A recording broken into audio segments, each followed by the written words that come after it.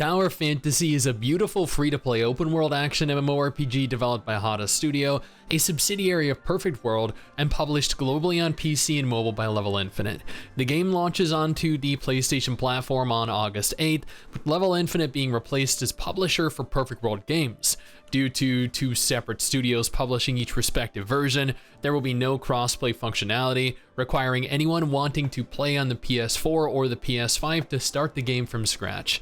And despite a lot of confusion over the game's business model on console, with pre-order packages being displayed for interested players, Tower Fantasy will remain 100% free to play across every platform. Before launching globally, Tower Fantasy was riddled with hackers, exploiters, and abusers that often took advantage of known duplication bugs. They had plagiarized Honkai Impact, pretended like it was an accident, plagiarized another creator's trailer, pretended like that was another accident, and overall showed a severe lack of competence and humility. Then, the game launched globally, and saw the exact same hacks, exploits, and duplication abuse replicated. These were all issues that had long since been fixed in the Chinese version, but the studio was too lazy to apply the necessary fixes to the global incarnation of the game in preparation of this happening. Negligence or incompetence? Probably both. Nevertheless, this was all fixed in subsequent patches. That admittedly took an egregious amount of time to roll out, but by then the damage was already done. Tower Fantasy had established itself amongst both the gacha and MMO communities as a running meme. Slowly, over time, this has changed. Significant improvements were made, and the game is in a much better state than it has ever been in. And as 3.0 just launched recently, I felt like it was my responsibility to spend roughly the last month playing through the game to document how large a distance this game has come since it launched.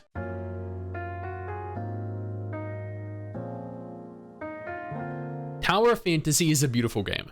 Running around, exploring Asperia back in 1.0 was more fun than I'd had in a while. Seeing the futuristic city of Meroria, Inars, the underwater region, and most recently Domain 9 has been nothing but an absolute aesthetic pleasure for my eyes. The devs have crafted a world that has gotten progressively more detailed and much more grandiose with every major patch. Seeing the enormous peaks enshrouded by the clouds, airships, floating archipelagos, Asian-inspired towns. Comparatively to 1.0, 3.0 is a completely different game with a whole another feel. Unfortunately, 3.0 is still plagued by the very same issues that I had in both 1.0 and 2.0. The world, despite feeling full of life with NPCs, monsters, and a surplus of lootable items, felt arid, sterile, desolate. There just wasn't really much to do.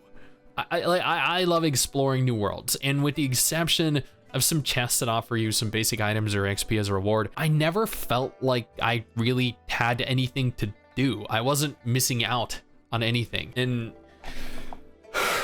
don't even get me started on 3.0's gameplay loop. 1.0 was known to employ an egregious time gate on everything. Looting items out in the world, story progression. There were times where you'd have to wait 84 hours before you could unlock an item out in the world.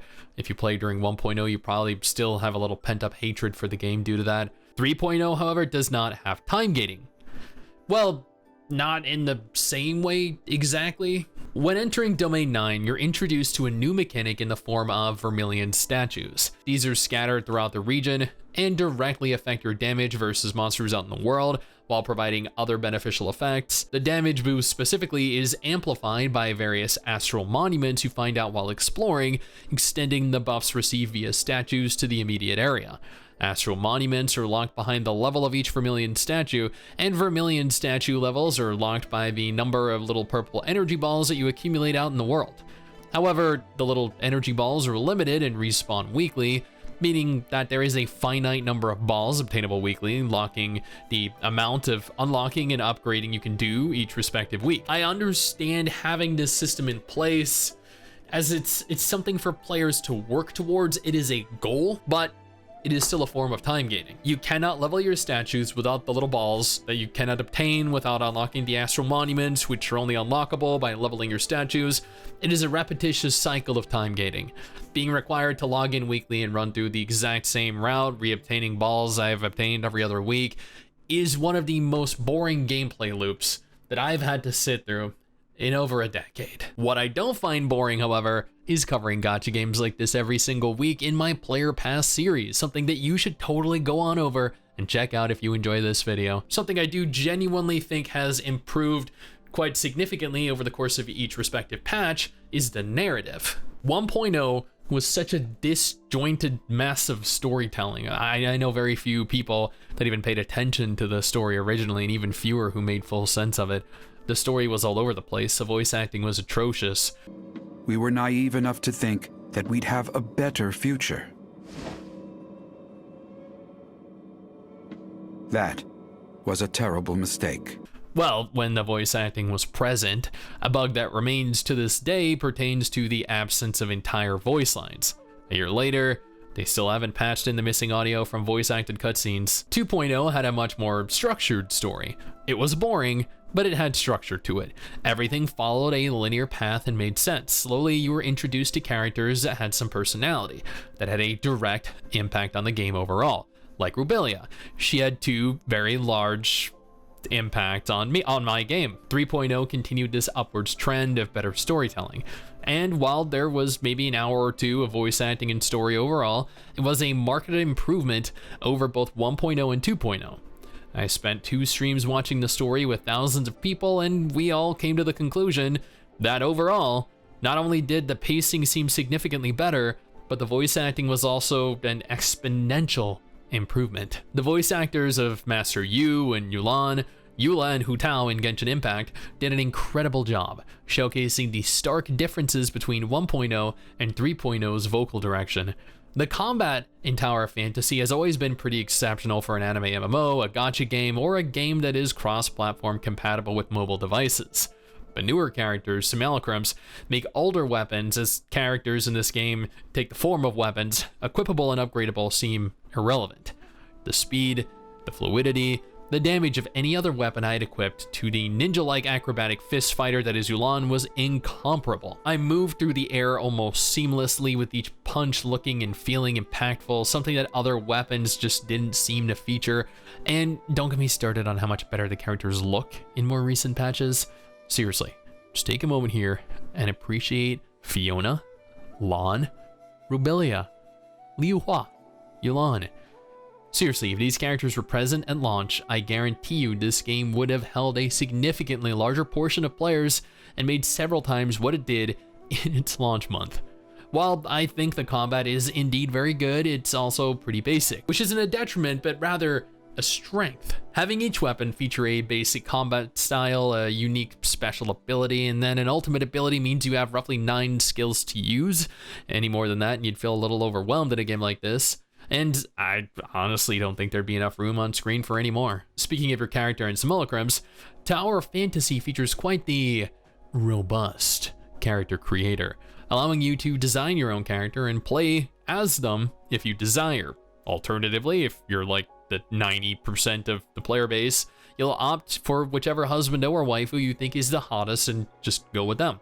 But your character is a main part of every cutscene and story element, even talking, something that very few gacha games seem to incorporate into their games. I'm not entirely sure why.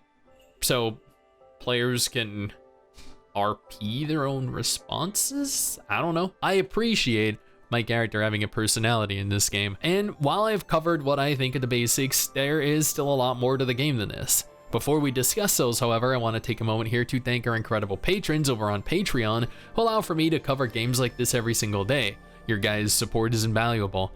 There are daily bounties to pursue each day. These involve typically killing a few monsters in a region of your choice. Casual content like fishing or racing.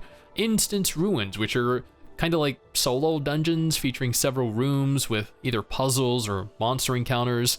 Mia's Kitchen, providing you a daily buff and some additional XP. World exploration is, well, fairly self-explanatory.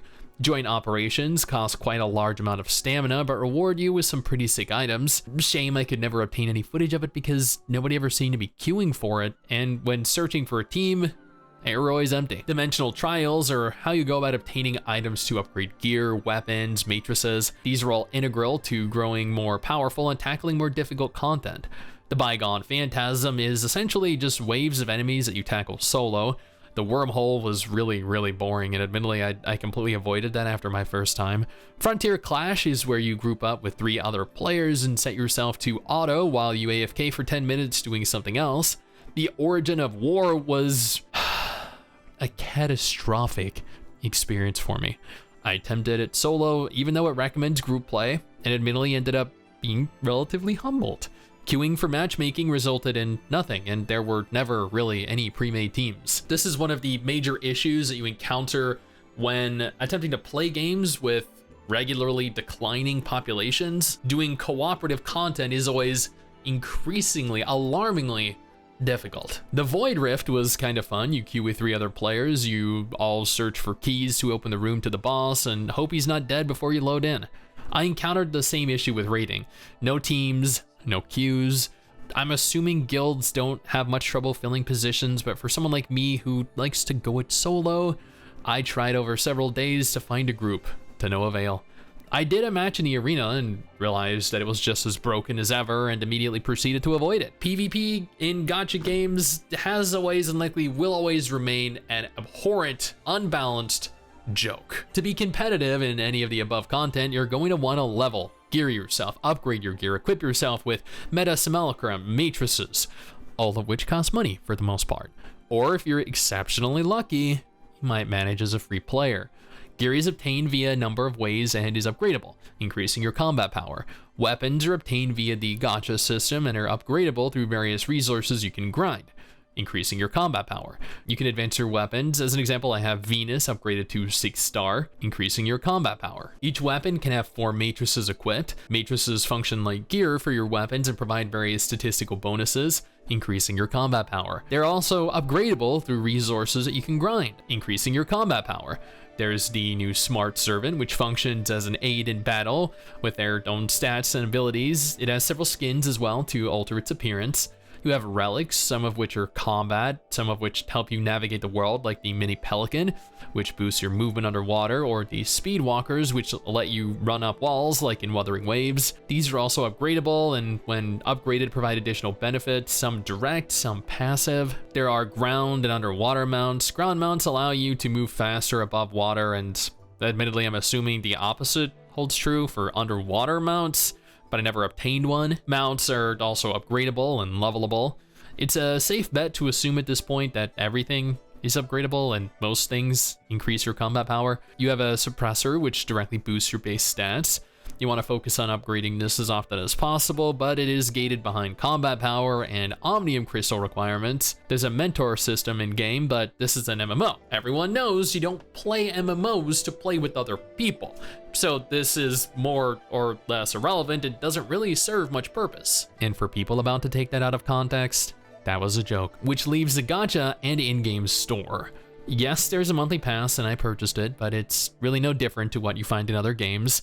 The gacha isn't bad in Tower Fantasy. Pity is 80, with Pity not resetting after obtaining a max rarity SSR hero, meaning you can obtain 3 SSR heroes before hitting Pity. The same applies to the Matrix gacha. Honestly, I wish other gacha games took inspiration from this and functioned the same way, but that would be less lucrative financially. The store is pretty basic. You have an exorbitant amount of different currencies that you accumulate over time that you can use to purchase new weapons, new gear, upgrade materials. I actually managed to max my Nemesis via the shop and purchase Yulan after failing Pity. Overall, I think personally, Tower Fantasy is probably in the best state it has ever been in. 3.0 is a significant improvement over 1.0 and a solid improvement over 2.0. If this game released in the form 3.0 is taken, I have no doubt in my mind that it would have been an overwhelming, resounding success. Well, the power creep would have inhibited its success, but if they'd worked on that as well, I genuinely think this could have been a very good game, like it has slowly become. I'm of the belief that the studio behind Tower Fantasy is largely incompetent. They've proven this time and time again, and current earnings being at their lowest point since it launched is proof of that.